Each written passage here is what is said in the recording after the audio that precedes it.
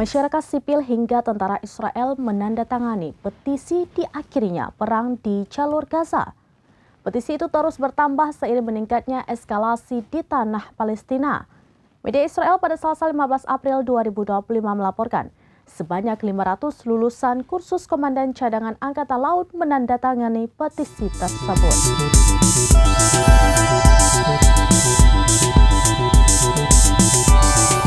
Masyarakat sipil hingga tentara Israel menandatangani petisi diakhirinya perang di jalur Gaza. Petisi itu terus bertambah seiring meningkatnya eskalasi di tanah Palestina. Media Israel pada Selasa 15 April 2025 melaporkan sebanyak 500 lulusan kursus komandan cadangan Angkatan Laut menandatangani petisi. Diduga 4 mantan komandan Angkatan Laut juga ikut dalam aksi ini.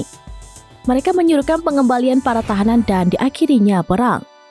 Rencana tersebut juga turut didukung 472 mantan pejuang cadangan pasukan khusus dan sekitar 1.700 seniman dan intelektual. Diduga jumlah warga Israel yang menandatangani petisi melebihi 100.000 dalam 5 hari. Sebelumnya, sekitar 1.000 personel Angkatan Udara Israel menerbitkan surat yang menyerukan diakhirinya perang. Lebih dari 150 mantan perwira Angkatan Laut Israel juga menandatangani surat serupa.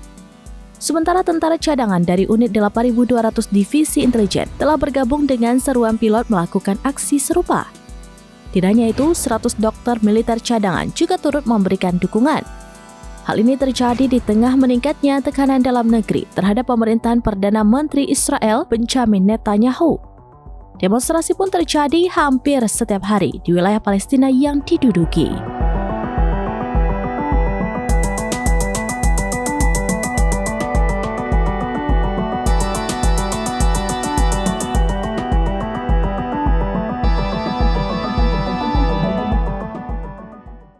Demikian informasi terkini Syederalun, saksikan terus beragam informasi lainnya. Jawab, like, dan share seluruh akun serampinews.com.